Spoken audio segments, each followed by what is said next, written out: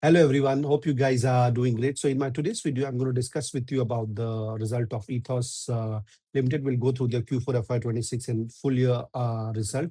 We'll understand the business model in short. We'll look how the business is looking and what are the challenges currently that they are facing because of which their margins have contracted. So if you look at their business model, right, ETHOS sells premium and luxury watches in India. But we need to understand they do not manufacture these watches at all. They're not the manufacturer, they're just the retailer. So what they do, they buy these watches from the manufacturers in Switzerland, and then they sell it. So that's their business model, plain and simple. Okay. I hope that is clear to all of you, because that will play an important role to understand why the margins are contracting for the business. So if you look at their YOY revenue for Q4 FY26, increased by almost 33.3% to 414 crores, and PAT was down by almost 3% to 22 crores. And for the whole year of FY26, if you see, the revenue increased by around 29% to 1,612 crores, but PAT was down by almost 1.5% to 95 crores. And their EBITDA margins also, uh, shrink to 15.1%, and PAT margin was down by almost 5.3%.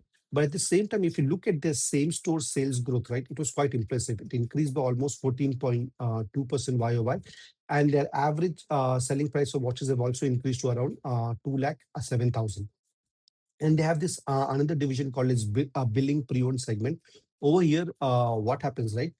There are some people who want to sell off their luxury watches, and there are other people who want to buy second-hand luxury watches. So what Ethos does it, they buy these watches from the people who want to sell them. They service it, they certify it, and then they sell it as a pre-owned product. So that division for them also grew by almost 23%. So we can see it in India that along with the demand for, a brand new or premium and luxury watches, there is demand for pre-owned luxury watches also. And if you look at their growth, right, they started this year with around 73 boutiques and added 22 new boutiques for the whole year of FY26.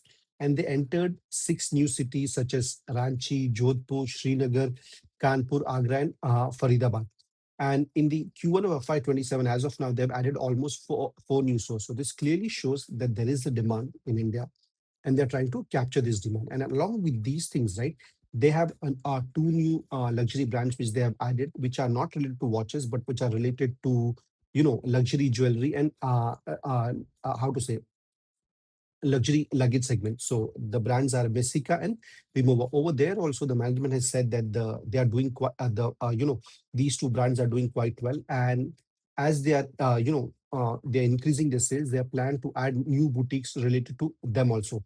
And at the same time, the company has increased their marketing expenses from 24 crores to 40 crores in this year, you know, to improve their businesses and speak about their new boutiques and the products that they are launching.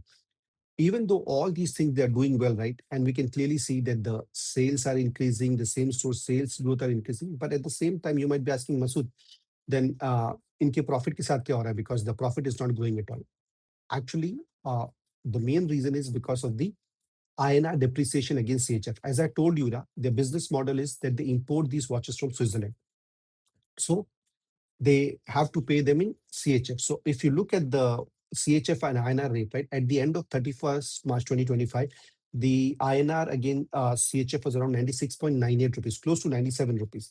By the end of March 2026, right, the INR has depreciated by almost 26% to 122.6 rupees. So even though nothing has changed in Switzerland, but the cost of importing these watches have increased automatically for this company, and this has impacted their bottom line. And the management clearly said that they were able to pass on the cost slightly to the customer, not full, because at the same time they want to maintain their customer relationship and long-term brand equity. Margins were impacted. So the overall impact of this, foreign exchange was around 18.7 crore to the company, which impacted their overall profitability. So even though the company is doing all the right thing, the INR thing, which is completely out of their hand, has impacted their business. So this clearly shows that sometimes in businesses, even though the management might do all the right thing, but there are certain things which are out of their hands, which they cannot control. So for if you look from the overall long-term perspective, there is definitely growth for ethos, and there is a demand for luxury in watches. But in the short term, because of this INR depreciation, the margins are impacted. And till the time this doesn't stabilizes, the margins will be contracting. So we have to wait and see how this INR CHF situation develops and when the margins will improve. Personally, I like watches, so I really like this company. But at the same time, I'm practical also. In the short term, if I have to invest, I will not invest because the margins are compacted. I have to see how things are progressing going forward, and when the margins will come back, then only if I want to add, I will add more. Okay, so let's see how well they do in the Q1 of FY27. I'll definitely keep an eye and I'll keep you guys posted. And if you guys like this video, please do hit like and subscribe to my channel. Thank you and God bless you.